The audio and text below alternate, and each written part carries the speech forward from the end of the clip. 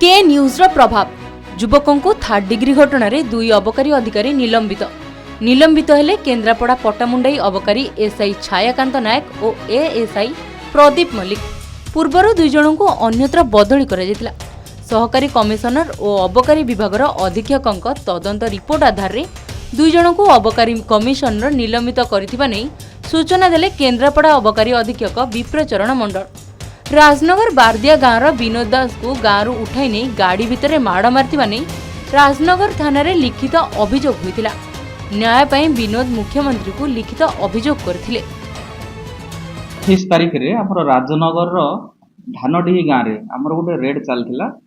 सेठी हमर पट्टामुंडे रो अबकारी विभाग रो कर्मचारी सेठी रेड करथिले आउ जण को अरेस्ट भी कराइथिला। से समय रे विनोद बोली सेई पाख गाँव रो युवक जण आसीकी किछि वीडियो शूट करूथला। तांको भितरे किछि बचस आइथिला जोथि पई कि तांको भितरे उत्तेजना हला परे से माने तांको हम रेड गाड़ी रे तांको नेकी राजनगर थाना रे हैंड ओवर करके एफआईआर टा देथिले। तापरे उक्त युवक हमर अभियोग करछन जे तांको बहुत से गाड़ी भितरे माड़ मारिकी से माने बेआईन भाव रे थाना रे से माने जिम्मारे देथिले। आ तारि ऊपर आमे मु निजे सेथिरे तदंत भी करछि। हमर भुवनेश्वर भी हमर जॉइंट एक्साइज कमिशनर आसिकी भी इनक्वारी करथिले।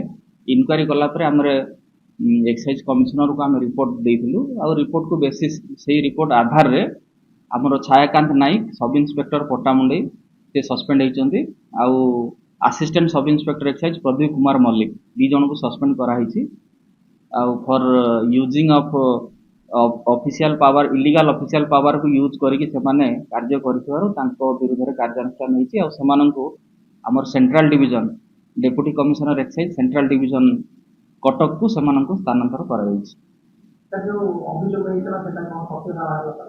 देखंतु से मारिवा कथा तो प्रूव हेई पारुनी जेहेतु हमर रेडिंग टीम कहउचंदी से माने मारि नांदी बोली किंतु अभियोग तो कहउचंदी जे से बहुत मारि चंदी बोली।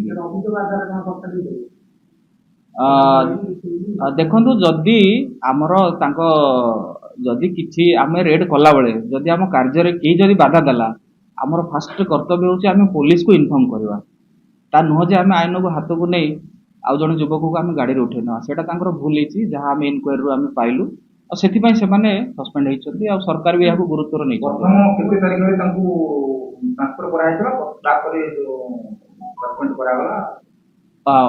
अभियोग हमर 30 तारिख रे आसिला। 30 तारिख रे अभियोग आसिला परे प्रथमे प्रिलिमिनारी इन्वेस्टिगेशन करिकि मु सेबान को हमर केन्द्रापड़ा हमर डिस्ट्रिक्ट एक्साइज ऑफिस को मु स्थानांतर सेमान को करथिली प्राथमिक तदंत सारिकी।